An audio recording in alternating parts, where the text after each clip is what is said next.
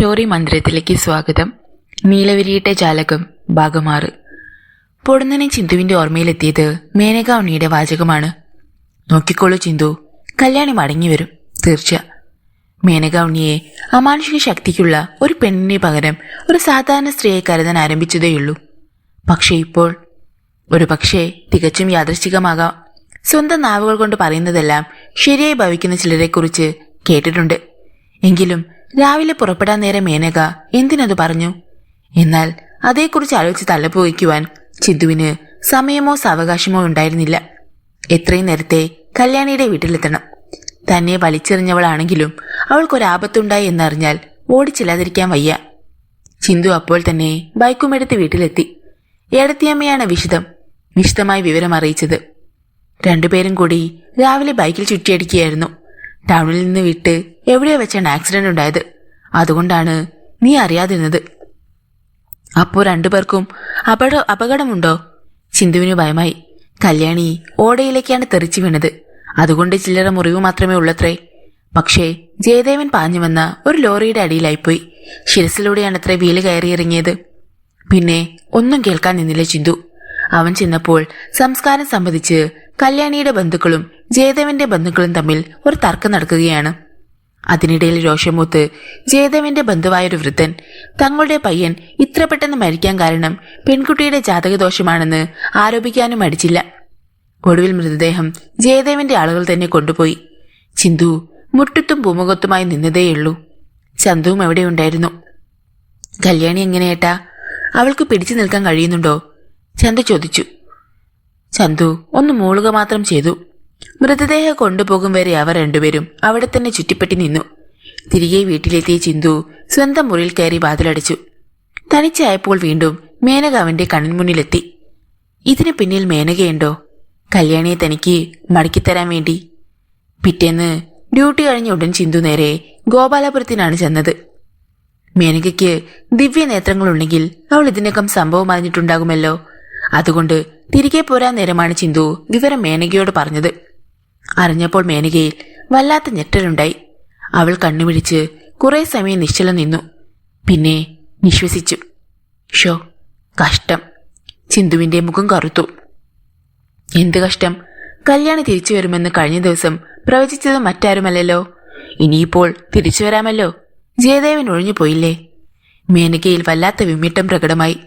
അയ്യോ, ഞാൻ അങ്ങനെയൊന്നുമല്ല ഉദ്ദേശിച്ചത്. ചിന്തു നിരപരാധിയാണെന്ന് എനിക്കറിയാമല്ലോ. ആ സ്ഥിതിക്ക് കല്യാണിയുടെ മനസ്സ് ചിന്തുവിലേക്ക് മടങ്ങി വരുമെന്നാണ് ഞാൻ അർത്ഥമാക്കിയത്. ചിന്തു ഒന്നും മിണ്ടാതെ തിരികെ പോന്നു. ഗേറ്റ് വരെ മേനക ചിന്തുവിന് അനുയാത്ര വന്നു. ഗേറ്റ് കടക്കുമ്പോൾ ചിന്തുവിനോട് മേനക പറഞ്ഞു, ഇടയ്ക്കിടെ കല്യാണിയെ കാണാൻ പോകണം. ഇനിയും ഞാൻ പറയുന്നു, കല്യാണി ചിന്തുവിലേക്ക് തിരിച്ചു വരട്ടെ. എന്റെ ഈ പ്രവചനവും ശരിയാവട്ടെ. 2 നാൾ കഴിഞ്ഞപ്പോൾ ദയയും ചിന്തുവിനോട് പറഞ്ഞു, ചിന്തു, നീ കല്ലുവിനെ കാണാൻ പോണം. നിന്നെ കാണുന്നത് അവൾക്കൊരു സമാധാനമായിരിക്കും. ഒരു കാര്യം പ്രത്യേകം ഓർക്കണം, കഴിഞ്ഞതിനെ കുറിച്ചൊന്നും അവളെ കുറ്റപ്പെടരുത്. തിരിച്ചു വരാൻ അവൾ ആഗ്രഹിക്കുന്നുവെങ്കിൽ ഒരവസരം കൂടി കൊടുക്കണം നീ. കാരണം നിങ്ങൾ രണ്ടുപേരും അത്രമാത്രം പരസ്പരം അറിഞ്ഞവരല്ലേ. ഞാൻ അറിഞ്ഞു വന്നത് സത്യം, എന്നെ അവൾ അറിഞ്ഞില്ല എന്നതും. സ്നേഹക്കുറവല്ല, വാശിയായിരുന്നു അവളുടെ പ്രശ്നം. നിന്നെയോർത്ത് അവൾ എത്ര കരഞ്ഞിട്ടുണ്ടാവുമെന്ന് എനിക്ക് ഊഹിക്കാൻ കഴിയും. ചിന്തു നിശബ്ദം കേട്ടു നിന്നതേയുള്ളൂ. കല്യാണിയെ ഒന്ന് കണ്ടാക്കൊള്ളാമെന്നുണ്ടായിരുന്നു. തന്നെ കണ്ടാൽ അവൾ എങ്ങനെയാവും പ്രതികരിക്കുക? കുത്തി നോവിക്കാൻ ചെന്നതാണെന്ന് തെറ്റിദ്ധരിക്കുമോ? പിറ്റേന്ന് ചിന്തുവിന് സ്റ്റേഷനിലേക്ക് മേനകയുടെ ഫോൺ വന്നു. എങ്ങനെ ചിന്തു, കല്യാണിയെ കണ്ടുവോ? ഇല്ല. എന്ത് കാണാത്തത്? കാണാം. ഇനി ഇവിടേക്ക് വരും മുമ്പ് കല്യാണിയെ കണ്ടിരിക്കുമോ? ശ്രമിക്കാം. കല്യാണി വരുമെങ്കിൽ ഇനി വരുമ്പോൾ അവളെ കൂടി ചിന്തു ഒന്നും പറഞ്ഞില്ല. മേനകയെയും കല്യാണിയുടെയും മനസ്സിൽ താരതമ്യം ചെയ്തു നോക്കി. 2 തരം സ്ത്രീകൾ, രണ്ടാളെയും മനസ്സിലാക്കാൻ പ്രയാസം. ജയദേവന്റെ മരണം സംഭവിച്ചിട്ട് 1 മാസം കഴിഞ്ഞു. ചിന്തു ഇതുവരെയും കല്യാണിയെ കാണാൻ പോയില്ല. എന്നാൽ ഒരു ദിവസം രാവിലെ ചിന്തു സ്റ്റേഷനിലേക്ക് ബൈക്കിൽ പോകുമ്പോൾ റോഡിൽ വെച്ച് യാദൃച്ഛികമായി കല്യാണിയെ കണ്ടു. വിധവയുടെ വെള്ള വസ്ത്രമല്ല, നെറ്റിയിലെ പൊട്ടും മാഞ്ഞിട്ടില്ല. അവൾ റോഡ് ക്രോസ് ചെയ്യുകയായിരുന്നു. ചിന്തു വണ്ടിയുടെ വേഗം കുറച്ച് കല്യാണിയുടെ അരികിലായി. ചിന്തുവിനെ കണ്ടതും അവൾ ഹൃദ്യമായി പുഞ്ചിരിച്ചു. കണ്ണിൽ സങ്കടത്തിന്റെ നനവില്ല. കല്ലു എവിടേക്കാണ് എന്ന് ചോദിക്കാനാണ് ചിന്തു ആദ്യം ഒരുങ്ങിയത്. പിന്നെ മനഃപൂർവ്വം കല്ലു എന്ന് വിളി ഒഴിവാക്കി. അങ്ങനെ വിളിക്കരുതെന്ന് അവൾ വിലക്കിയിരുന്നതാണല്ലോ. മറ്റെവിടെ പോവാൻ? കല്ല് ചിരിച്ചു. ഞാൻ എന്റെ ജോലി കളഞ്ഞിരുന്നില്ലല്ലോ. എങ്കിൽ ഞാൻ വണ്ടിയിൽ. ചോദിക്കാൻ ചിന്തുവിന് വിഷമമുണ്ടായിരുന്നു. കല്യാണി അന്യായിരിക്കുന്നു എന്നൊരു തോന്നൽ അവനെ ബാധിച്ചിരുന്നു. ചിന്തുവിന് സമ്മതമാണെങ്കിൽ എനിക്കെന്താ? പറഞ്ഞതും അവൾ വണ്ടിയുടെ പിന്നിൽ കടന്ന് ഇരുന്നു കഴിഞ്ഞു. സമയം ആഴ്ചപ്പതിപ്പിന്റെ ഗേറ്റിൽ ഇറങ്ങുമ്പോൾ ചിന്തു ചോദിച്ചു, സത്യത്തിൽ എങ്ങനെയാണത് സംഭവിച്ചത്? കല്യാണി ഒരു നിമിഷം ഓർത്തു നിന്നു. പിന്നെ മെല്ലെ ചിരിച്ചു. കല്യാണത്തിന്റെ തലേനാളും അതിന്റെ തലേനാളും ജയേട്ടൻ ഉറക്കമലച്ചതാണ് അപകടമുണ്ടാകാൻ കാരണം. വളരെ പതുക്കെ വണ്ടി ഓടിക്കുന്ന ആളെ ഞാനാണ് വേഗം കൂട്ടാൻ നിർബന്ധിച്ചത്. ഞാൻ ആ പാവത്തിനെ കൊലയ്ക്ക് കൊടുത്തു. അപ്പോഴും കല്യാണി ചിരിച്ചു. അവൾക്കെന്തോ കുഴപ്പം സംഭവിച്ചതുപോലെ ചിന്തുവിന് തോന്നി. കേൾക്കണോ പുതിയൊരു തമാശ? കല്യാണി ചോദിച്ചു. ഇപ്പോ അച്ഛനും അമ്മയ്ക്കും പുതിയൊരു പൂതി. ചിന്തുവുമായി വീണ്ടും. കല്യാണിയുടെ മുഖം പൊടുന്നനെ മാറി. അവൾ തുടർന്നു. പറ്റില്ലാന്ന് ഞാൻ പറഞ്ഞു. ഞാൻ ഇനിയും വിവാഹം കഴിച്ചെന്ന് വരും. പക്ഷേ അത് ചിന്തുവായിരിക്കില്ല, തീർച്ച. ചിന്തുവിന്റെ മുഖം വിളറി വെളുത്തുപോയി. എന്നോട് മുഷിവൊന്നുമില്ലല്ലോ? കല്യാണി ചോദിച്ചു. നോ, അല്പം പോലുമില്ല. ഇനിയും കല്യാണിയുടെ മുന്നിൽ തോറ്റുകൊടുക്കില്ലെന്ന് അവൻ തീരുമാനിച്ചു. ഇനിയും ഒരു വിവാഹമുണ്ടായാലും അപ്പോഴും എന്റെ വരൻ ചിന്തുവായിരിക്കില്ല എന്ന് ഞാൻ പറയാനുള്ള കാരണമെന്തെന്ന് ചോദിച്ചില്ലല്ലോ. അവൾ ചിന്തുവിന്റെ മുഖത്തേക്ക് സങ്കടത്തിൽ നോക്കി. കല്യാണിക്ക് എന്നെ ഇഷ്ടമല്ല, അത്ര തന്നെ. കല്യാണി നൊമ്പരത്തോടെ ഒന്ന് ചിരിച്ചു. ചിന്തുവിനറിയോ, എന്റെ കല്യാണം നിശ്ചയിച്ചത് പിന്നെ ഞാൻ ഉറങ്ങിയിട്ടേയില്ല.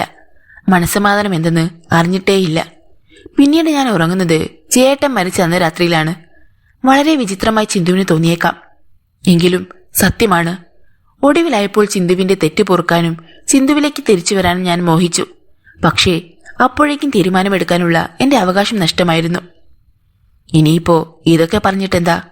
ആ സംസാരം വളരെ ഇഷ്ടമായിരുന്നിട്ടും അതൊന്ന് അവസാനിപ്പിച്ചാൽ മതിയെന്ന് ഭാവിക്കാനായിരുന്നു ചിന്തുവിന് ആഗ്രഹം. ശരിയാണ്, കല്യാണി സമ്മതിച്ചു. ഇനിയിപ്പോൾ ഇതൊന്നും പറയേണ്ട കാര്യമില്ല. ചിന്തുവിൽ നിന്ന് ഇനി ഞാൻ ഒന്നും ആഗ്രഹിക്കുന്നില്ല. അതുകൊണ്ടാണ് ഇനി എനിക്കൊരു വിവാഹം ഉണ്ടായാലും വരൻ ചിന്തുവായിരിക്കില്ല എന്ന് ഞാൻ പറഞ്ഞത്.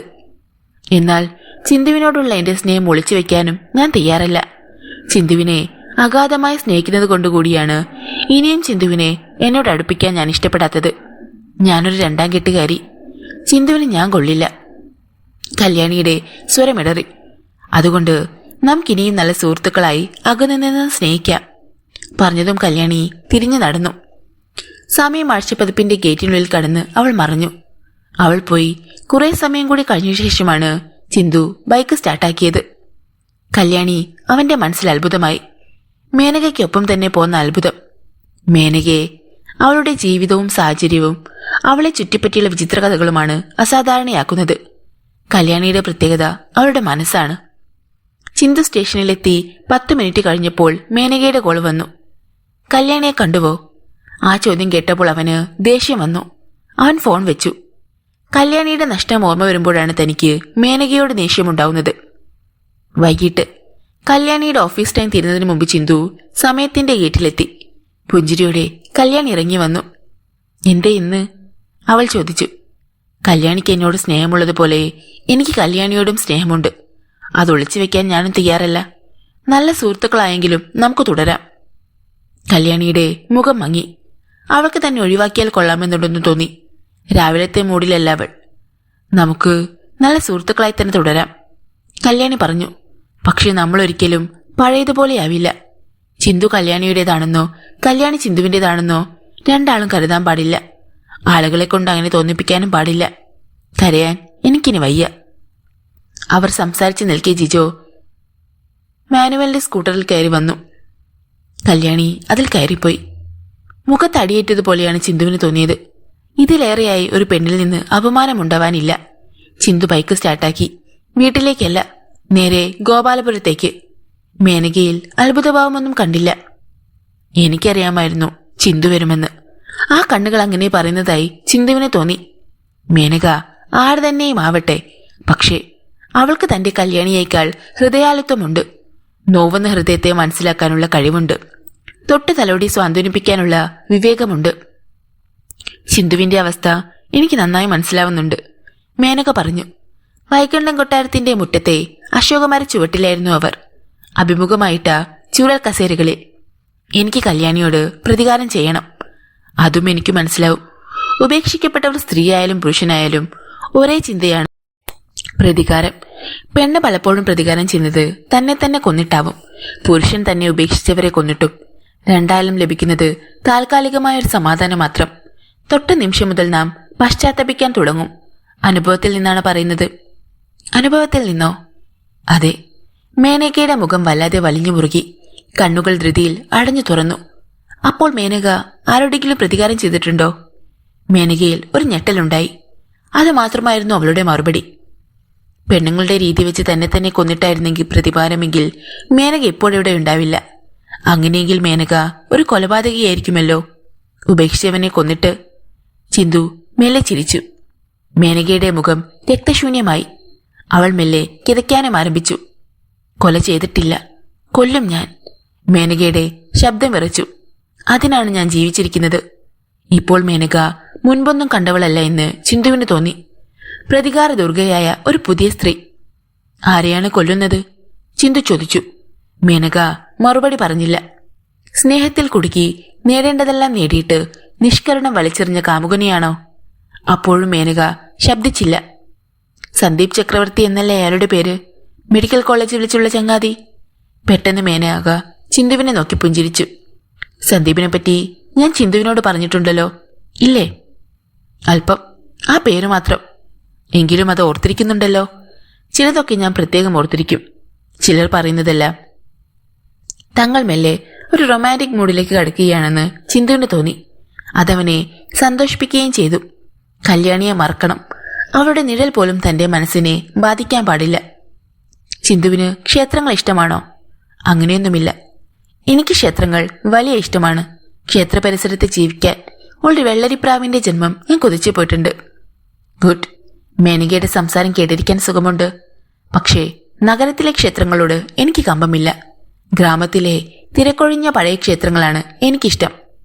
അതൊന്ന് വേറെ തന്നെ. അതിന്റെ പ്രദക്ഷിണ വഴിയിൽ നിൽക്കുമ്പോൾ ഞാൻ എന്റെ സങ്കടങ്ങൾ മറക്കുന്നു. മേനകയുടെ വലിയ കണ്ണുകൾ കൂടുതൽ വലുതായി. അവയിൽ നീർത്തുളുമ്പി. ചിന്തുവിന് ഇഷ്ടമാണെങ്കിൽ നമുക്ക് ഒന്നിച്ച് ദീപാരാധന തൊഴാൻ പോകാം. ഇഷ്ടമാണ്. മേനകയുടെ കാറിലല്ല, എന്റെ ബൈക്കിൽ. മേനക ഒരു നിമിഷം ചിന്തുവിന്റെ മുഖത്തേക്ക് നോക്കിയിരുന്നു. പിന്നെ പുഞ്ചിരിച്ച് തലയാട്ടി. ക്ഷേത്രത്തിലേക്കുള്ള യാത്രയിൽ ചിന്തുവിന് ചുറ്റും മേനകയുടെ സുഗന്ധം നിറഞ്ഞു നിന്നു. പ്രദക്ഷിണ വഴിയിൽ വെച്ച് ത്രിസന്ധ്യയുടെ കുളിരിൽ ചിന്തു മേനകയോട് പറഞ്ഞു, എനിക്ക് പ്രതികാരം ചെയ്യണം. കല്യാണിയോട്. മേനകയെ പിന്നിലിരുത്തി ഞാൻ അവളുടെ മുന്നിലൂടെ ബൈക്കോടിച്ചു പോകും.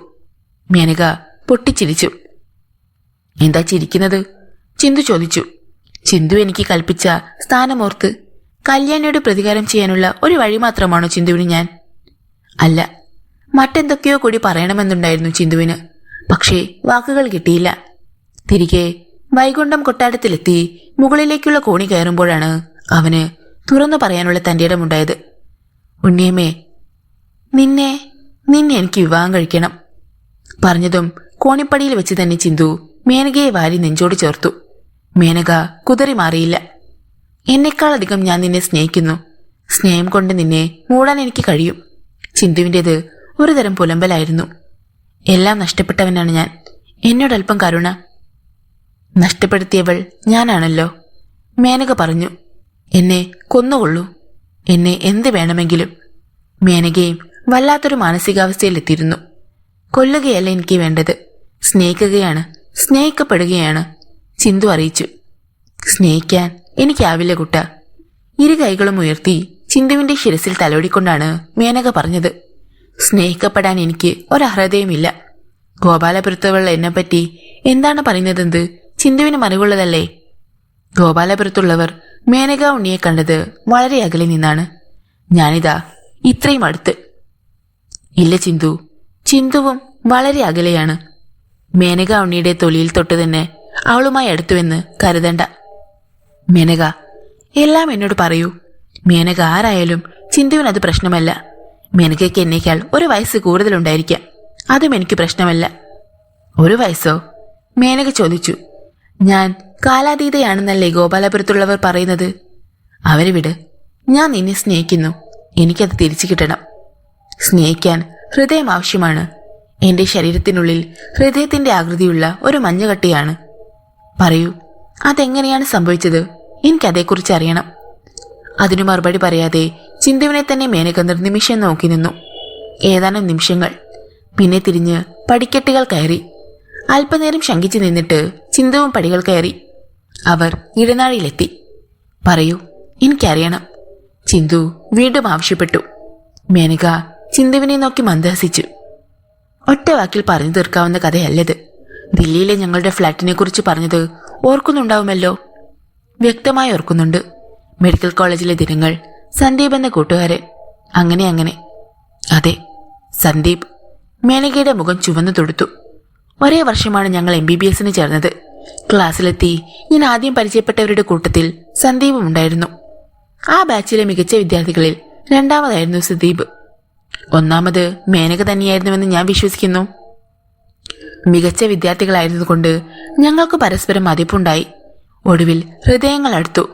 പക്ഷെ തിരിച്ചു കിട്ടിയത് വെറും സ്നേഹപ്രകടനമായിരുന്നു. അതിനെ ഞാൻ സ്നേഹമായി തെറ്റിദ്ധരിച്ചു. അതുകൊണ്ടാണ് അവസാന വർഷം പഠിക്കുമ്പോൾ അയാൾ എന്റെ അടുത്ത് സമർപ്പിച്ച അപേക്ഷ ഞാൻ അനുവദിച്ചത്. എന്തായിരുന്നു അയാൾ സമർപ്പിച്ച അപേക്ഷ? സന്ദീപിന് ആ വർഷം കോളേജിൽ നിന്ന് ഒന്നാമനായി ജയിക്കണം. കോളേജിൽ നിന്ന് മാത്രമല്ല, ആ വർഷം MBBSന് ഒന്നാം റാങ്ക് നേടുന്നതും സന്ദീപ് അയക്കണം. അതിന് ഞാൻ മാത്രമേ ഉള്ളൂ തടസ്സം. ഞാൻ പരീക്ഷ എഴുതാതിരുന്നാൽ സന്ദീപിന് തന്റെ ഏറ്റവും വലിയ സ്വപ്നം സാക്ഷാത്കരിക്കാം, ഒന്നാം റാങ്ക്. എന്നിട്ട് മേനക പരീക്ഷ എഴുതിയില്ലേ? ഇല്ല. എന്റെ സന്ദീപിന് വേണ്ടി ഞാൻ വഴിമാറിക്കൊടുത്തു. ഒടുവിൽ അവന് വലുത് അവന്റെ വിജയമായിരുന്നു. അവന്റെ സ്നേഹത്തിൽ മയങ്ങിപ്പോയ എന്നെ അവൻ ചതിച്ചു. സ്നേഹിക്കുന്നവന് മുന്നിൽ എല്ലാം സമർപ്പിച്ച ഞാൻ ഗർഭിണിയായി. മേനകയുടെ കണ്ണിൽ നേർപ്പൊടിഞ്ഞു. ഞാൻ അവന്റെ കാൽക്കൽ വീണു. എനിക്ക് ഒരു വർഷം മാത്രമല്ല നഷ്ടമായത്, അന്തസ്സും ആരോഗ്യവും കൂടിയായിരുന്നു. ലോകത്തിലേക്കും ഏറ്റവും വലിയ ബുദ്ധിമാനായി അറിയപ്പെടാനായിരുന്നു അവന്റെ ആഗ്രഹം. മറ്റൊന്നും അവന്റെ മുമ്പിലുണ്ടായിരുന്നില്ല. സന്ദീപ് എന്ന പിശാചിന്റെ യഥാർത്ഥ മുഖം ചിന്തുവിന് മനസ്സിലായി. ഞാൻ ഗർഭിണിയാണെന്ന കാര്യം മൂന്നാമതൊരാൾ അറിഞ്ഞാൽ പിന്നെ നീ ജീവിച്ചിരിക്കില്ല എന്നായിരുന്നു അവന്റെ ഭീഷണി. മേനക കണ്ണീർ തുടച്ചിട്ട് തുടർന്നു. എന്തിനേറെ പറയുന്നു, സർജറിയുടെ പരീക്ഷ തീർന്ന അന്ന് സന്ദീപ് എനിക്ക് നൽകിയ അവസാന കൂടിക്കാഴ്ചയിൽ അവൻ താമസിച്ചിരുന്ന ലോഡ്ജ് മുറിയിൽ ഞാൻ ബോധഹീനയായി വീണു. കത്തി പ്രയോഗിക്കാൻ പഠിച്ച് പൂർത്തിയായിട്ടില്ലാത്ത ഒരു സംഘം ചെറുപ്പക്കാർ ചേർന്ന് അന്ന് എനിക്ക് പറ്റിയ തെറ്റിതിരുത്തി. എന്റെ ഗർഭം മാത്രമല്ല, ഗർഭപാത്രം കൂടി അവർ അറുത്തു നീക്കി. ഞാനിനി ഒരിക്കലും അമ്മയാവില്ല ചിന്തു. മേനക തേങ്ങി. സ്വന്തം ഗർഭം ചൂണ്ടിക്കാട്ടി പുരുഷനെ ഭീഷണിപ്പെടുത്തുന്ന എല്ലാ സ്ത്രീകൾക്കും ഇതൊരു പാഠമായിരിക്കുമിടി എന്നായിരുന്നു സന്ദീപ് എന്നോട് പറഞ്ഞ അവസാന വാചകം. മേനക നിന്നെ കിതച്ചു. അങ്ങനെ ഞാൻ മേനക ഉണ്ണി എന്ന ഏകാകിനിയായി തീർന്നു. അപ്പോൾ സന്ദീപ്? ചിന്തു ചോദിച്ചു. അമേരിക്കയിൽ സർജനായി ജോലി നോക്കുന്നു. പ്രതികാരത്തിനുള്ള കരുക്കളുമായി ഞാൻ കാത്തിരിക്കുകയും ചെയ്യുന്നു. ഇനിയെന്ത് പ്രതികാരം? ചിന്തു വരൂ, മേനക വിളിച്ചു. ഇടനാഴിയിലെ അന്ത്യത്തിലെത്തിയവർ. അവിടെ ഒരു വശത്തെ ചുമരിൽ ലൈൻ സ്കെച്ച് ചെയ്ത ഒരു പുരുഷന്റെ ചിത്രം ചരടിൽ തൂക്കിയിരുന്നു. അതിലേക്ക് നോക്കി മേനക പറഞ്ഞു, ഈ ചിത്രം ഞാൻ എന്റെ പൂജാമുറിയിലെ നിലവിളക്കിന്റെ തിരുനാളത്തിൽ ചേർത്ത് വെച്ച് കത്തിച്ചാൽ സന്ദീപ് ഇരിക്കുന്ന വീട് പോലും ചാമ്പലാവും. വിമാനത്തിനുള്ളിലാണ് അയാളെങ്കിൽ ആ ആകാശവാനം കത്തിക്കരിഞ്ഞ് താഴെ വീഴും. അത് കേട്ട് നിന്ന ചിന്തുവിന്റെ മുഖം ഭീതിയിൽ വലിഞ്ഞു മുറുകി. മേനകയിൽ അങ്ങേയറ്റം വ്യത്യസ്തരായ 2 സ്ത്രീകളെ ചിന്തു കണ്ടു. സാധുവും അപവാദിനിയുമാണ് ഒരുവൾ, പ്രതികാരദാഹിയായ സിംഹികയാണ് മറ്റവൾ. സന്ദീപിന്റെ ചിത്രമുള്ള കടലാസ് പൂജാമുറിയിലെ നിലവിളക്കിന്റെ നാളത്തോട് ചേർത്ത് പിടിച്ചാൽ അയാൾ സഞ്ചരിക്കുന്ന വിമാനം പോലും കത്തിക്കരിഞ്ഞ് നിലംപതിക്കുമത്രേ. വെറുതെ തന്നെ ഭയപ്പെടുത്താൻ പറയുന്നതാണോ, അതോ സത്യമോ? മേനകയുടെ മുഖം കണ്ടാൽ അവൾക്കതിന് കഴിയുമെന്ന് തോന്നും. ദുർമന്ത്രവാദിനിൽ നിന്ന് മേനകയെ ഒരു മനുഷ്യ സ്ത്രീയായി കരുതാൻ തുടങ്ങിയതേയുള്ളൂ. ഇപ്പോഴിതാ വീണ്ടും അവൾ ഒരു അത്ഭുതമാവാൻ പോകുന്നു. അവൾ മനഃപൂർവ്വം അത്തരമൊരു പരിവേഷമെടുത്ത് അണിയുന്നതാണോ? അല്ലെങ്കിൽ ഇങ്ങനെയൊരു സംസാരത്തിന്റെ ആവശ്യമുണ്ടോ? എന്നെ ഒരു മനുഷ്യ സ്ത്രീയായി കരുതൂ എന്ന് യാചിച്ചിട്ടുള്ളവളാണ് മേനക. അതേ നാവുകൊണ്ട് തന്നെ താനൊരു സാധാരണ മനുഷ്യ സ്ത്രീയല്ല എന്നും അവൾ സൂചിപ്പിക്കുന്നു. ഇതിലേതാണ് ശരി? ഒരു പക്ഷേ ഈ മേനക ഉണ്ണി ഒരു ഭ്രാന്തിയാണോ? അങ്ങനെയും കരുതാൻ പറ്റുന്നില്ല. എന്തേ ചിന്തു വല്ലാതായത്? എന്തുപറ്റി? മേനക ചോദിച്ചു. ഒരു പ്രേതത്തെ കണ്ടതുപോലെ മുഖത്തെ രക്തമയം നിശേഷമാർന്നു പോയല്ലോ. അതെ, ഒരു പ്രേതത്തെ കണ്ടതുപോലെ, തീയിൽ ചവിട്ടിയതുപോലെ. ചിന്തുവിന്റെ ശബ്ദം വിറച്ചു. ചിന്തു എത്ര പാവമാണെന്ന് ഞാൻ ഓർക്കുകയാണ്. ഇങ്ങനെയും ഒരു പോലീസുകാരനോ? ഞാൻ തമാശ പറഞ്ഞതല്ലേ കുട്ടാ. മേനക കുസൃതിയിൽ ചിന്തുവിന്റെ ചുമലിൽ തട്ടി. സന്ദീപിന്റെ ചിത്രമുള്ള കടലാസ് കത്തിച്ചാൽ ആ കടലാസ് മാത്രമേ കത്തുകയുള്ളൂ. അല്ലെങ്കിൽ പിന്നെ എനിക്ക് എന്തൊക്കെയാകാമായിരുന്നു. ഞാൻ വെറുതെ ഒരു ആശ പറഞ്ഞതാണ്. കല്യാണി മടങ്ങി വരുമെന്ന് മേനക പ്രവചിച്ചിട്ട് മണിക്കൂറുകൾ കഴിഞ്ഞില്ല. അവളുടെ വരൻ ശവമായി. എങ്കിലും കല്യാണി ഇതുവരെയും തന്റെ ജീവിതത്തിലേക്ക് മടങ്ങി വന്നിട്ടില്ല. ഇനി ഒരിക്കലും മടങ്ങി വരില്ല എന്നാണ് അവളുടെ ഭാവം. എങ്കിലും അവൾ മടങ്ങി വരാനുള്ള സാധ്യത ഒട്ടും കുറവല്ല. നോക്കൂ ചിന്തു. മേനക അവന്റെ അരികിലെത്തി. തൊട്ടു തൊട്ടില്ല എന്ന വിധം അടുത്ത്. ചിന്തു എന്ന പേര് അറിഞ്ഞപ്പോൾ ഞാൻ ഓർത്തത് സന്ദീപിനെയാണ്. ഈ മുഖം എനിക്ക് ഓർമ്മ വരുന്നുണ്ട്. സന്ദീപ് പുനർജനിച്ചെത്തിയതാണോ എന്ന് പോലും എനിക്ക് തോന്നി. അങ്ങനെ തോന്നണമെങ്കിൽ സന്ദീപ് ഇപ്പോൾ ജീവിച്ചിരിക്കുന്നുണ്ടാവില്ലല്ലോ. മേനക വല്ലാതെ ഒന്ന് നടുങ്ങി. ചിന്തു അത് ശ്രദ്ധിച്ചു. മരിച്ചു പോയാലല്ലേ ആളുകൾക്ക് പുനർജനിക്കാൻ കഴിയൂ? അങ്ങനെയല്ലേ സങ്കല്പം? മരിച്ചുപോയോ എന്നോ പുനർജനിച്ചുവെന്നോ ഒന്നുമല്ല ഞാൻ അർത്ഥമാക്കിയത്, മേനക വിശദീകരിച്ചു. സന്ദീപുമായി ചിന്തുവിന് അത്രമാത്രം സാദൃശ്യമുണ്ടെന്നാണ്. ബാഹ്യമായ സാദൃശ്യങ്ങളാണ് കേട്ടോ. ഉള്ളിന്റെ ഉള്ളിൽ ചിന്തു തികച്ചും വ്യത്യസ്തനാണ്. ഒരു സാധു കുട്ടി. മേനക ചിരിച്ചു. മേനക നിർബന്ധിച്ചതുകൊണ്ട് ചിന്തു അന്ന് അവിടെ അന്തിയുറങ്ങി. മേനകയെ താൻ വിവാഹം ചെയ്താൽ ലോകത്തിന്റെ പ്രതികരണം എന്തായിരിക്കുമെന്ന് അവൻ ഓർത്തു. പലരും തന്നെ ഭ്രാന്തനെന്ന് വിളിച്ചേക്കാം. ഏട്ടനും ഏടത്തിയമ്മയൊക്കെ നടുങ്ങിയേക്കാം. ആവും വിധവുമൊക്കെ ഏട്ടൻ തടയാനും ശ്രമിച്ചേക്കാം. എങ്കിലും മേനക തയ്യാറാണെങ്കിൽ താൻ മുന്നോട്ട് പോവുക തന്നെ ചെയ്യും. കണക്ക് കൂട്ടുംതോറും മേനക തനിക്ക് ആവശ്യമാണെന്ന് അവന് ഉറപ്പാവുകയായിരുന്നു. പിറ്റേന്ന് ചിന്തു വീട്ടിലെത്തിയപ്പോൾ ഏട്ടൻ ചന്തുപ്രസാദ് കാത്തിരിക്കുകയായിരുന്നു. ഇന്നലെ എവിടെയായിരുന്നു നീ? ചന്തു ചോദിച്ചു. ഏട്ടൻ സ്റ്റേഷനിൽ പോയിരിക്കുമെന്ന് പ്രതീക്ഷിച്ചിരുന്നതിനാൽ ചിന്തു മറുപടിയൊന്നും കരുതി വെച്ചിരുന്നില്ല. ഞാനൊരു ഫ്രണ്ടിന്റെ മാരേജ് ആനിവേഴ്സറി. ചിന്തു ഒരു വിധത്തിൽ പറഞ്ഞു. ഗോപാലപുരത്താണോ? പെട്ടെന്നായിരുന്നു ചോദ്യം. ചിന്തു വല്ലാതായി. ഗോപാലപുരത്തെ വൈകുണ്ഠം കൊട്ടാരത്തിൽ താമസിക്കുന്ന മേനക ഉണ്ണിയെ കാണാൻ പോയതാണെന്ന് പറയാൻ നിനക്ക് പേടിയാണോ? ചിന്തുവിന്റെ മുഖം കുനിഞ്ഞു. കല്യാണി തെറ്റുകാരിയല്ലെന്ന് ഈയിടെയാണ് എനിക്ക് ബോധ്യം വന്നത്. അവളുടെ സംശയം ശരിയായിരുന്നു.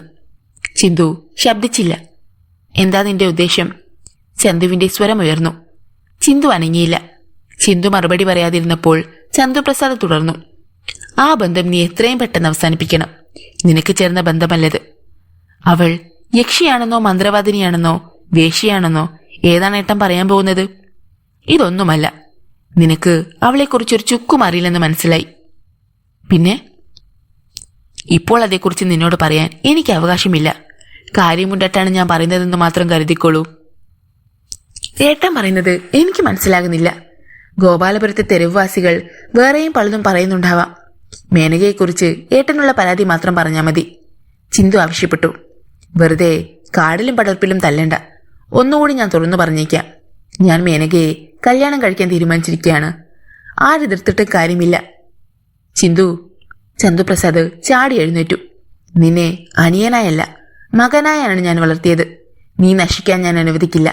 എന്ത് വില കൊടുത്തും ഞാൻ നിന്നെ ഇതിൽ നിന്ന് തടയും. ഏട്ടനോട് ഇന്ന് വരെ ഒരു വാക്ക് എതിർത്ത് സംസാരിച്ചിട്ടില്ല തനിയനാണ് ഈ പറയുന്നത്. ഞാൻ എന്റെ തീരുമാനത്തിൽ നിന്ന് മാറുകയില്ല. അവളുടെ പൂർവ്വകാല ബന്ധങ്ങളെക്കുറിച്ച് നിനക്ക് വല്ലതും അറിയാമോ? അവളുടെ ജീവിതത്തിലൂടെ ആരൊക്കെ കടന്നുപോയിട്ടുണ്ടെങ്കിലും എനിക്ക് പ്രശ്നമില്ല. ഇനിയുള്ള ദിവസങ്ങൾ അതേ ഞാൻ നോക്കുന്നുള്ളൂ.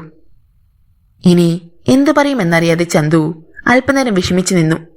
പിന്നെ മടിച്ചു പറഞ്ഞു. ചിന്തുക്കുട്ട, ഈ മേനക ആരാണെന്ന് 1 മാസത്തിനുള്ളിൽ നിനക്ക് ഞാൻ കാണിച്ചു തരാം. ചിലപ്പോൾ അത് 1-2 ആഴ്ചയായി ചുരുങ്ങാനും മതി. മേനക ആരാണെന്ന് എനിക്കറിയാം. കൂടുതലൊന്നും അറിയുകയും വേണ്ട. നിനക്കറിയണ്ടെങ്കിലും നിന്നെ ഞാൻ അറിയിച്ചു തരും.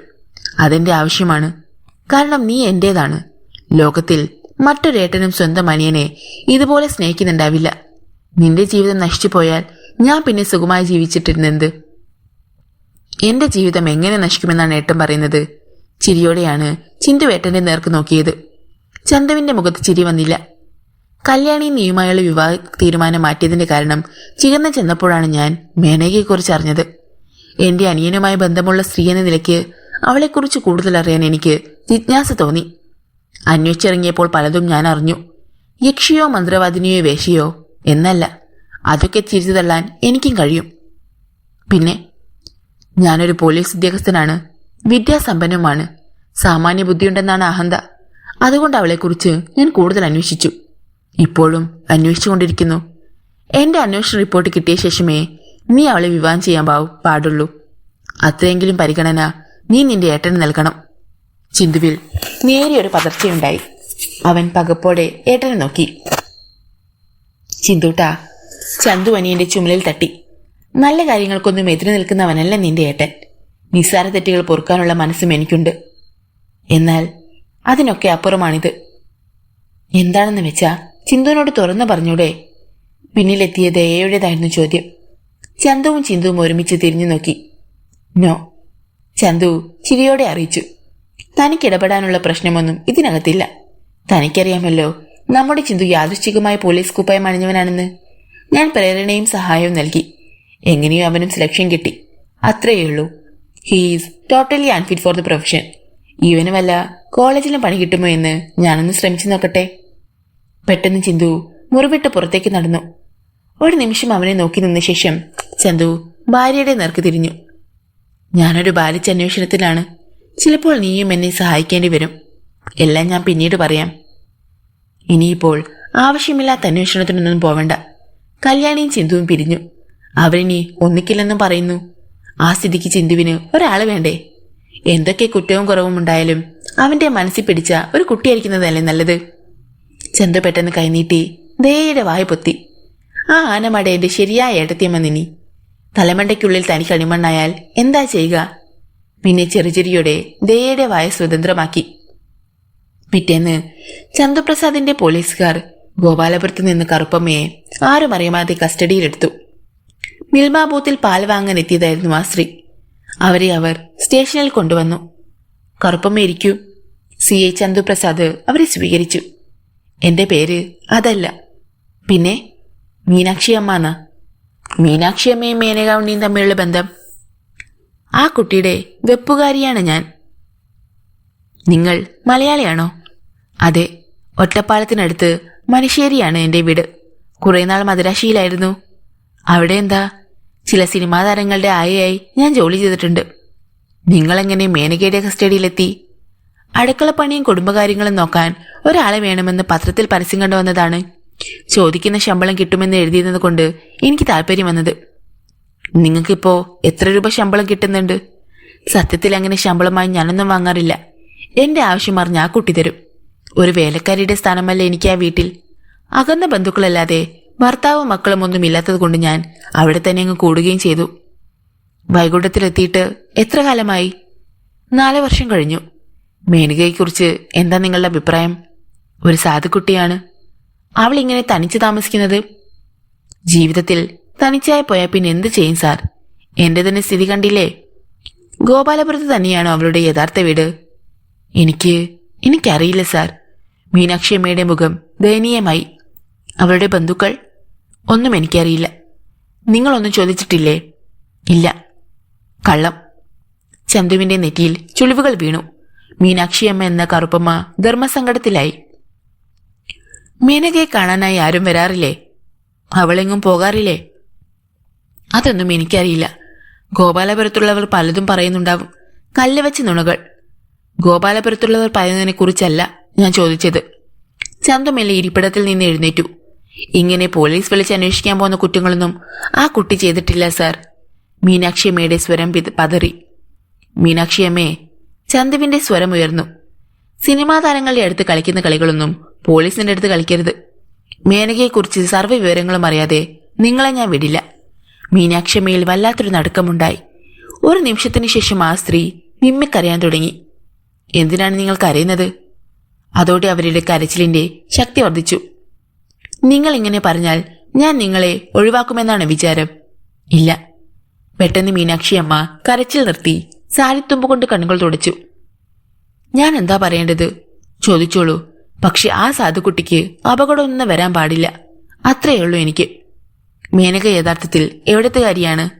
സത്യമായി എനിക്കറിയില്ല സാർ. അവളുടെ ബന്ധുക്കൾ? പാലക്കാട് മുത്തശ്ശനുണ്ടെന്നറിയാം. ഞാൻ കണ്ടിട്ടില്ല, ഇവിടേക്ക് വന്നിട്ടില്ല. മേനക 2-3 പ്രാവശ്യം പോയിട്ടുണ്ട്. നിങ്ങൾ കൂടെ പോയിട്ടില്ലേ? ഇല്ല. പാലക്കാട് എവിടെയാണ്? എനിക്കറിയില്ല സാർ.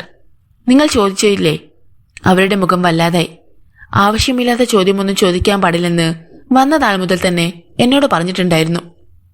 അപ്പോൾ നിങ്ങൾ പറയുന്നത് പോലെ ഒരു സാധുക്കുട്ടിയല്ലല്ലോ ഈ മേനക. മീനാക്ഷിയുടെ മുഖം താണു. മേനകയെ കാണാനായി വൈകുണ്ഠത്തിൽ ആരൊക്കെ വരാറുണ്ട്? പലരും വരാറുണ്ട്. കവിത എഴുതാറുള്ളത് കൊണ്ട് പത്രങ്ങളിൽ നിന്നും ആളുകൾ തിരക്കി വരാറുണ്ട്. ആവുന്നതും കുട്ടി ആരെയും കാണാറില്ല. ബന്ധുക്കളാരും വരാറില്ലേ? മീനാക്ഷിയമ്മയുടെ മുഖത്ത് ഒരു ഭാവമാറ്റമുണ്ടായി. പറയൂ, ചന്ത നിർബന്ധിച്ചു. അവിടുത്തെ കാര്യങ്ങളൊന്നും പുറത്തു പറയരുതെന്നാണ് എന്നോട് ചട്ടം കെട്ടിയിരിക്കുന്നത്. പോലീസിന്റെ മുന്നിൽ ആ ചട്ടം അഴിക്കാം. നല്ലവളും നേർജീവിതം നയിക്കുന്നതോളുമാണെങ്കിൽ നിങ്ങളുടെ യജമാനത്തിക്ക് ഇങ്ങനെ രഹസ്യം സൂക്ഷിക്കേണ്ട ആവശ്യമില്ലെന്ന് അറിഞ്ഞുകൂടെ? ഞാൻ പറയാം, പക്ഷെ ഞാൻ പറയുന്നതൊന്നും മേനക അറിയരുത്. ഇല്ല, നിങ്ങൾ ഇവിടെ വന്ന വിവരം പോലും മേനക അറിയില്ല. കഴിയുന്ന നേരത്തെ ഞാൻ നിങ്ങളെ അവിടെ എത്തിക്കും. മേനക ചോദിച്ചാൽ ബൂത്തിൽ പാൽ വരാൻ താമസിച്ചുവെന്ന് പറഞ്ഞാൽ മതി. ശരി, ഇനി പറയൂ, അറിയാവുന്നതല്ല. മേനകയുടെ ബന്ധുക്കളായി ഞാൻ ആകെ കണ്ടിട്ടുള്ളത് ഒരു കൊച്ചച്ഛനെയും ചെറിയമ്മയുമാണ്. ഏതോ വലിയ ആൾക്കാരാണ്. ഈ 4 വർഷത്തിനിടയിൽ 3-4 തവണയേ വന്നിട്ടുള്ളൂ. രാത്രി സമയത്തേ വരൂ. പുലരും മുമ്പ് തിരികെ പോവുകയും ചെയ്യും. എവിടെ നിന്നാണ് അവർ വരുന്നത്? ഡൽഹിയിൽ നിന്നോ മറ്റോ ആണെന്നാണ് പറഞ്ഞിട്ടുള്ളതെന്ന് തോന്നുന്നു. ചന്തുവിൽ ഒരു ചലനമുണ്ടായി. ആ കണ്ണുകൾ വിടർന്നു. മതി മീനാക്ഷിയമ്മേ. സാറേ, ആ കുട്ടിയൊരു സാധുവാണ്. ഗോപാലപുരംകാർ പറയും പോലെ മന്ത്രവാദിനിയോ വേശ്യയോ ഒന്നുമല്ല. തെറ്റായൊന്നും ഞാൻ ഇന്നുവരെ കണ്ടിട്ടില്ല. ചിന്തു എന്ന് പറഞ്ഞൊരു പയ്യൻ ഇടയ്ക്കിടെ അവിടെ വരാറുണ്ട്. ഒരു ദിവസം അവൻ മേനകയെ കടന്നു പിടിച്ചു. അപ്പോൾ അവന്റെ മുഖത്ത് ചറുപിറ അവൾ അടിക്കുന്നത് ഞാൻ കണ്ടതാ. അപ്പോൾ അവൾ ദുർനടത്തക്കാരിയല്ല? ചന്ത ചോദിച്ചു. അല്ല, ഒരിക്കലുമല്ല. പക്ഷെ ഞാൻ പറഞ്ഞില്ലേ, ആ പയ്യനെ അവൾക്ക് വലിയ ഇഷ്ടമാണ്. ഇനിയെങ്കിലും ആ കുട്ടി ഒരു കരയെത്തിയെങ്കിൽ എന്നാണ് എന്റെ പ്രാർത്ഥന. മീനാക്ഷിയമ്മ, ഒരു ഉപകാരം കൂടി എനിക്ക് ചെയ്തു തരണം. എനിക്ക് ഈ മേനകയുടെ ഒരു ഫോട്ടോഗ്രാഫ് എത്തിച്ചു തരണം. മേനക അറിയാതെ എങ്ങനെയെങ്കിലും ഈ സ്റ്റേഷനിൽ എത്തിച്ചാൽ മതി. അല്ലെങ്കിൽ നിങ്ങൾ ബൂത്തിലെത്തുന്ന നേരത്ത് ഞാനൊരു കോൺസ്റ്റബിളിനെ അയക്കാം. മീനാക്ഷിയമ്മ ഒരു നിമിഷം ആലോചിച്ചു നിന്നു. പിന്നെ സമ്മതിച്ചു. പക്ഷെ ഒരു കാര്യം, അത് വെച്ചോണ്ട് ആ കുട്ടിയെ ദ്രോഹിക്കരുത്. ഇല്ല, മീനാക്ഷിയമ്മ സമാധാനമായിട്ടിരുന്നോളൂ. ഒരാഴ്ച കാത്തു. അതിനുശേഷം മീനാക്ഷിയമ്മ മിൽമാ ബൂത്തിൽ എത്തുന്ന നേരം നോക്കി ഒരു കോൺസ്റ്റബിളിനെ ഗോപാലപുരത്ത് നിന്ന് അയച്ചു. കോൺസ്റ്റബിളും ഒരാഴ്ച പണിയെടുത്തു. അതിനുശേഷമാണ് സംഗതി സാധിച്ചത്. മേനകയുടെ 4-5 ചിത്രങ്ങൾ സമീപത്തു നിന്നെടുത്തതാണ്. മനോഹരമായ ഫോട്ടോഗ്രാഫ്, അപൂർവ സുന്ദരമായ മുഖം. ചിന്തുവിന് ആകർഷണം തോന്നിയതിൽ അത്ഭുതപ്പെടാനൊന്നുമില്ലെന്ന് ചന്തുവിന് മനസ്സിലായി. ഫോട്ടോഗ്രാഫ്സ് കയ്യിൽ വന്ന അന്ന് രാത്രിയിൽ കിടക്കറയിൽ എത്തിയപ്പോൾ ചന്തു ഭാര്യയെ വിളിച്ചരികിൽ വരുത്തി. ഈ പടങ്ങൾ എങ്ങനെ? ആരുടേതാണ്? ദയ ഒരു മറുചോദ്യമാണ് നൽകിയത്. ആരുടേതുമാവട്ടെ, എന്റെ ചോദ്യത്തിന് ആരും മറുപടി തരൂ. എങ്ങനെയുണ്ട് മുഖം? മിടുക്കിയാണ്. സുന്ദരി എന്ന് പറഞ്ഞാൽ ശരിയാവില്ല. സൗന്ദര്യധാമം തന്നെ. വല്ല സിനിമാ താരവുമാണോ? അതോ നമ്മുടെ ചിന്തുവിന് വേണ്ടി എങ്ങനെ ആലോചിക്കുന്ന കുട്ടിയാണോ? ചിന്തുവിന് ചേരുമോ? അങ്ങനെ വരട്ടെ. ദയ ചിരിച്ചു. മറുപടി പറ പെണ്ണേ. ചേരുമോന്ന് ചോദിച്ചാൽ ഈ പെണ്ണിനെ കണ്ടാൽ ചിന്തു ആ മേനകയുടെ പിന്നിൽ നിന്ന് വിട്ടുപോരും. തീർച്ച. ഒരു സ്വപ്ന സുന്ദരി തന്നെ. ചന്തു പൊട്ടിച്ചിരിച്ചു. എന്തേ? ദയ മുഖം ചൊളിച്ചു. എങ്കി കേട്ടോളൂ, ഇവളാണ് മേനക, നമ്മുടെ ചിന്തുവിനെ കറക്കിയെടുത്ത യക്ഷി. ദയ അത്ഭുത സ്തബ്ധയായി. ചന്തു മേശയുടെ ഡ്രോയിൽ നിന്ന് പഴയൊരു ഇംഗ്ലീഷ് പത്രം എടുത്തു. പഴമ കൊണ്ട് കടലാസിന്റെ നിറം മങ്ങിപ്പോയ പത്രം. ഇനി ഈ പത്രത്തിലെ ഈ ഫോട്ടോ കൂടി ഒന്ന് നോക്ക്. ദയ നോക്കി. മുൻപേജിൽ ഒരു ചിത്രം, അതോടൊപ്പമുള്ള വാർത്ത കൈത്തലം കൊണ്ട് ചന്തു മറച്ചു പിടിച്ചു. ആ ചിത്രത്തിലേക്ക് നോക്കിയ ദയയിൽ ഒരു ഞെട്ടലുണ്ടായി. അവൾ മുഖമുയർത്തി ചന്തുവിനെ നോക്കി. എന്തേ? ചന്തു ചിരിച്ചു. ഇതാ മേനക തന്നെയല്ലേ? കുറച്ചുകൂടി പ്രായം കുറവുള്ളപ്പോൾ എടുത്ത പടം. മേനകയല്ല, നീരജ ഭട്ട്. നോ, മേനക തന്നെ. ഇതേ മുഖം തന്നെ ആ ഫോട്ടോഗ്രാഫിലും. ദയ അത് രണ്ടും കൂടി ചേർത്ത് വെച്ച് നോക്കി. അവൾ അറിയാതെ തന്നെ ചൂണ്ടുവിരൽ ചുണ്ടോട് ചേർന്നു. ഇതെങ്ങനെയാ മേനകയുടെ പടം ഈ പഴയ പത്രത്തിൽ വന്നത്? ഞാൻ പറഞ്ഞല്ലോ, മേനകയല്ലത്, നീരജ ഭട്ട്. അങ്ങനെയാണെങ്കിൽ രണ്ടാളുടെ മുഖം എങ്ങനെ ഒരേപോലെ വന്നത്? ഇവരെന്താ ഏടത്തെയും അനുജത്തിയുമാണോ? അതോ ട്വിൻസോ? അല്ല. പിന്നെ ഒന്ന് പറയൂന്നേ. ദേയ്ക്ക് ധൃതിയായി. 2 ജന്മമായിരിക്കാം. കഴിഞ്ഞ ജന്മത്തിൽ മേനക നീരജ ഭട്ടായിരുന്നു. ചന്തു ചിരിച്ചു. ചുമ്മാ ഭ്രാന്ത് പറയതേ ചന്തുവേട്ട. ദേയ്ക്ക് ശുണ്ഠി വന്നു. ആ പത്രത്തിൽ നിന്ന് കയ്യൊന്നെടുത്തേ. ഫോട്ടോയോടൊപ്പമുള്ള വാർത്ത എന്താണെന്ന് ഞാനൊന്ന് വായിച്ചു നോക്കട്ടെ. വേണ്ട. ചന്തു പത്രമെടുത്ത് മടക്കി ഡ്രോയിൽ വെച്ച് പൂട്ടി. ഈ ചന്തുവേട്ടൻ സ്വന്തം ഭാര്യയെപ്പോലും വിശ്വാസമില്ല. അങ്ങനെയായിരിക്കണം വേണ്ടി പോലീസുകാർ. ഇത് പോലീസിന്റെ കാര്യമൊന്നുമല്ലല്ലോ. ചിന്തു ഇഷ്ടപ്പെടുന്ന പെണ്ണ്. അതേ സംബന്ധിച്ച കാര്യം എന്നോട് എന്തിനു ഒളിക്കുന്നത്?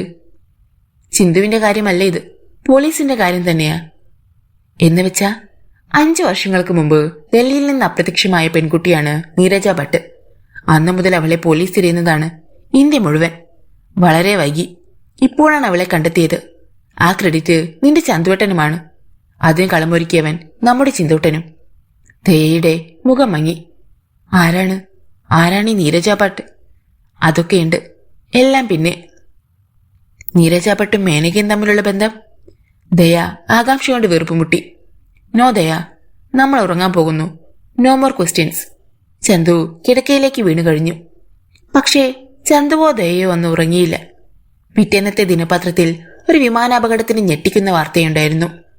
അമേരിക്കയിൽ നിന്ന് ഇന്ത്യയിലേക്ക് വരികയായിരുന്ന 4 ഇന്ത്യക്കാർ കൊല്ലപ്പെട്ടു. അതിലൊരാൾ ഡോക്ടറായിരുന്നു. പത്രവും പിടിച്ച് ചിന്തു തരിച്ചിരുന്നു. മേനകയുടെ ചിരി അവൻ കേട്ടു. ഡോക്ടർ സന്ദീപ് ചക്രവർത്തിയാണോ കൊല്ലപ്പെട്ടത്? സന്ദീപിന്റെ ചിത്രമുള്ള കടലാസ് പൂജാമുറിയിലെ നിലവിളക്കിന്റെ തിരുനാളത്തോട് മേനക ചേർത്ത് പിടിച്ചിരിക്കുമോ? ഗോപാലപുരത്തെത്താൻ ചിന്തുവിന്റെ മനസ്സ് തിടുക്കപ്പെട്ടു.